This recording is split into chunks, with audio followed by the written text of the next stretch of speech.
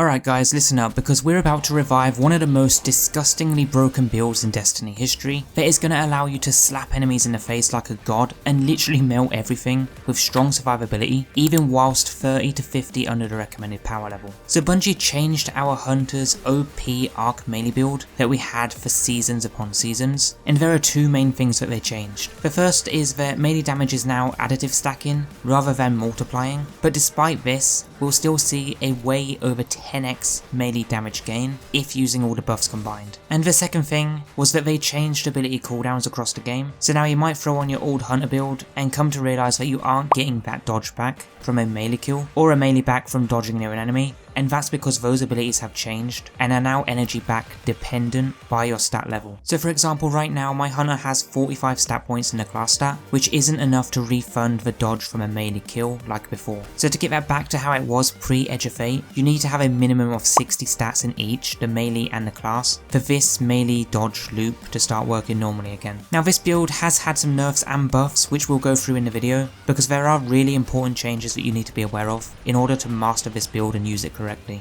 Otherwise you're going to think that it's rubbish and you can't kill enemies, or you just keep dying, but that's purely down to using the build wrong, since you might not understand the major changes that happened to this build since the Edge of Fate launched. So guys, if you like this one, then a rating is much appreciated, but now let's go slap some enemies. Roll the intro.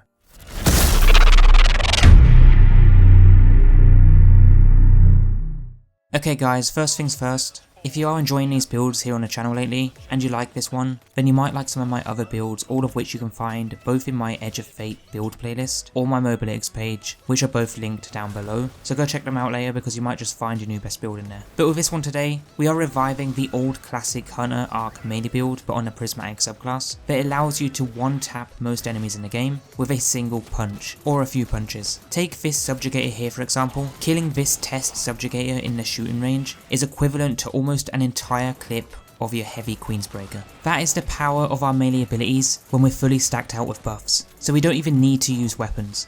The only two downsides to this build are that it's terrible against snipers shooting at you from a distance, and it has poor performance against tough enemies when you don't have minor or major enemies around to maintain damage stacks. So take those two things in mind when you're using this build, because it might not be suitable for every activity in the game. Now we have two major buffs with this build. The first is that our combination blow ability now has a damage increase to 400%, and the second is that our 1-2 punch has also been buffed, so the damage bonus now works with Liar's Handshake and gives more damage altogether. You might think that these buffs are kinda too much, but you also gotta realise that these buffs are now added up rather than being multiplied. So in theory, the damage overall is less when it comes to bosses, so you won't melt bosses as quick as before, but you'll melt more difficult minor and major adds as well as champions a lot more, since it's also easier to maintain and use those buffs, especially with a 1-2 punch shotgun now. And also that the fact that the Grapple also works with combination blow is kind of insane, because it can do a lot of damage, and I mean a lot of damage, to not just a single target but to an entire group of ultra enemies. It's pretty busted. You will struggle initially to build up your damage stacks because you are starting from nothing, but once you get those damage bonuses going, you'll start insta killing most enemies in one hit.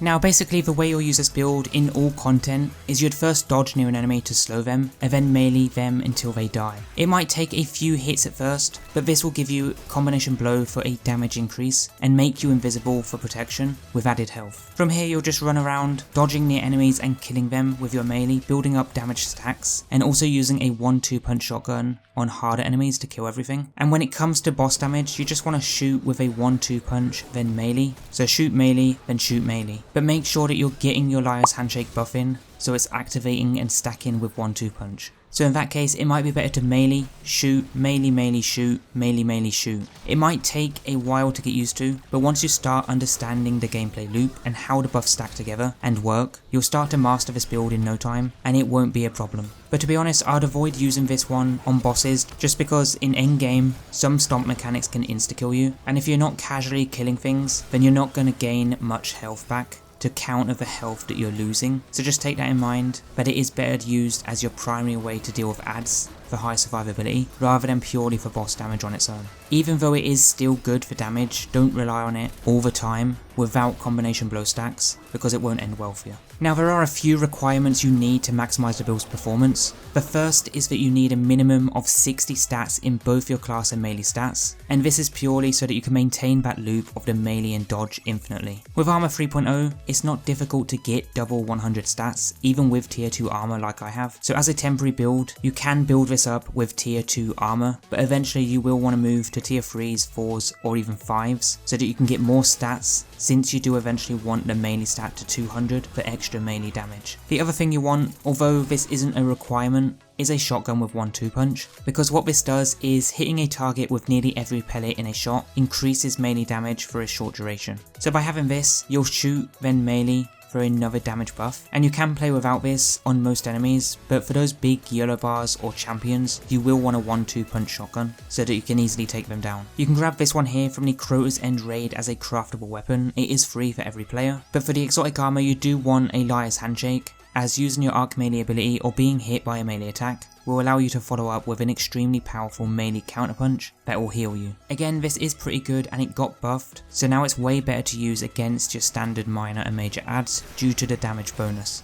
In the subclass we are using the Prismatic Hunter with the Silk Strike Super, which I'll get to in a moment, but make sure that you have a Gambler's Dodge on so that dodging near an enemy will give us our melee back instantly at 60 stats, and then a combination blow for basically the same thing, but to give our dodge back when killing an enemy with our melee at 60 stats. And this will stack up melee damage up to 3 times, so make sure that you're maintaining that damage buff at all times, because getting it initially is a pain, but once you got those buffs going, it is pretty chill. For the grenade though, throw in a grapple. It's just the best thing in my opinion, especially now that it works with combination blow and other buffs. And as for aspects, you want Stylish Executioner, the void aspect, so that defeating targets affected by any buff grants invisibility. Then Winter Shroud, so dodging slows nearby targets, and that will just allow us to become invisible on a loop, which is what you want in endgame for that extra survivability. For fragments, we have Facet of Purpose, so picking up an orb of power grants Woven Mail. That's just for the damage resistance, which we'll get because we are using the Strand Super, and I recommend that you keep that one on, but if you prefer Restoration from orbs for a bit more health, then you can swap to a Golden Gun. Otherwise, we have Facet of Courage, so our arc abilities deal increased damage to targets affected by darkness debuffs, that being the slow effects when dodging near them, which is why you always want to use the dodge before you start using your melee, even on bosses. And then after that we have Facet of Devotion, so defeating them while affected by stasis or strand debuffs grants bonus light transcendence energy. And the last one here is Facet of Protection, so that we get more damage resistance when surrounded by enemies. These are all the fragments that I recommend that will really help you out in the endgame. And for weapons, your weapon choice doesn't really matter, but as I say, you are better off with a 1-2 punch shotgun, and you might also even benefit from glaives with this build, because glaives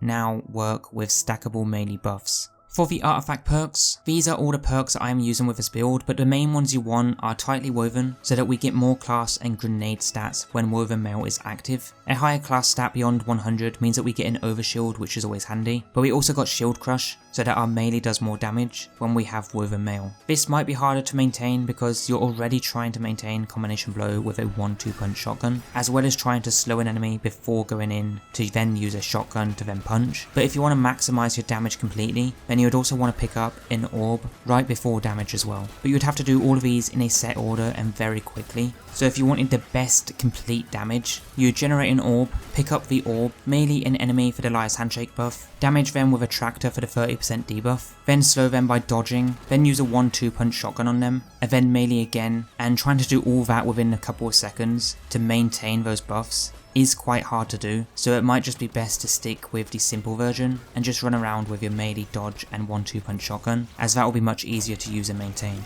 Lastly for mods though, you just want to use mods that will give you your super and grenade back faster, and also mods that will generate orbs of power for Woven Mail's damage resistance and damage buff. Otherwise you are free to use what you prefer, but those are my strong recommendations. So overall, this build is probably one of the best hunter builds out right now for the Prismatic subclass this season, as a melee build, especially for ad clearing with powerful punches. It is more ideal and better to use when playing solo, so you're not having teammates getting in the way and killing stuff before you can punch them, but it is still a great build that does a lot of damage and keeps you alive in Destiny 2 The Edge of Fate this season, the season Reclamation. Guys, thank you for tuning in to this one. If you liked this one, you might like some of my other builds, all of which are in the playlist down below. For now though, take care, and I'll see you guys in the next video.